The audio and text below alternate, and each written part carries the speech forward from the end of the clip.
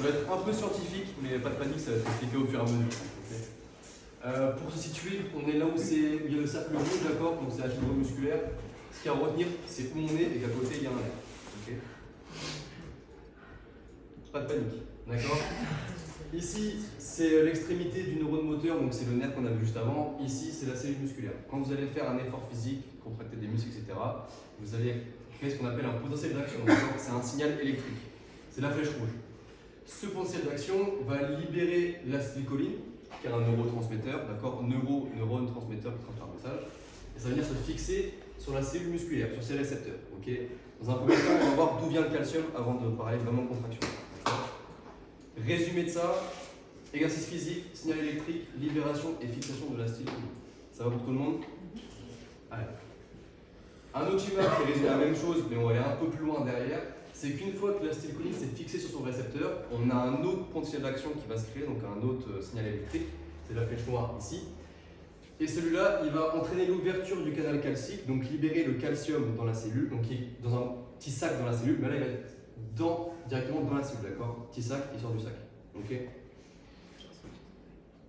Petit résumé encore une fois que c'est fixé, il y a un signal électrique, on libère du calcium dans la cellule. À partir de ce moment-là, on a du calcium dans la cellule musculaire. Ok. Maintenant, on se replace toujours au même point, mais plus à l'intérieur. On parle de la myofibrille, donc myo, muscle, fibrille, petite fibre, et on va zoomer là-dedans, d'accord? À savoir que ça, c'est l'élément contractile de votre muscle quand vous allez faire un effort physique, faites ce que vous voulez, c'est ça qui rentre en jeu, ok? Voilà, petit schéma. Dernier schéma compliqué, après c'est fini, ok? 3 minutes et c'est terminé. Donc maintenant, on a le calcium qui est ici, ok? Ce calcium va se fixer à la troponine, les ronds rouges. Troponine, c'est une protéine, ok?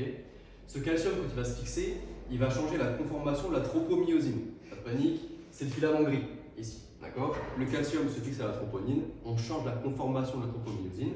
Ça va entraîner quoi?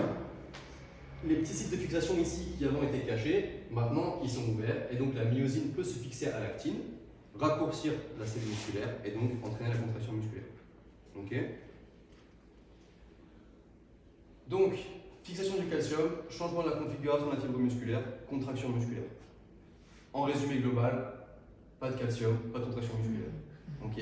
Ce qu'il faut retenir de tout ça aujourd'hui, bon bah déjà c'est ça forcément, mais c'est que ce processus métabolique, il se passe plein de fois durant votre entraînement, ok? Et c'est un parmi des milliers d'autres processus qui se passent. D'où l'intérêt d'avoir une alimentation variée et équilibrée pour répondre à tous les besoins de votre corps durant l'exercice. Voilà. Est-ce qu'il y a des questions où ça a aidé? Ça va? Mais l'en contrôle. La semaine prochaine, on parlera du lien, l'impact du stress sur le microbiote intestinal. Voilà. Donc moins biochimique, mais très intéressant aussi. Ouais, okay. Voilà. Merci à vous.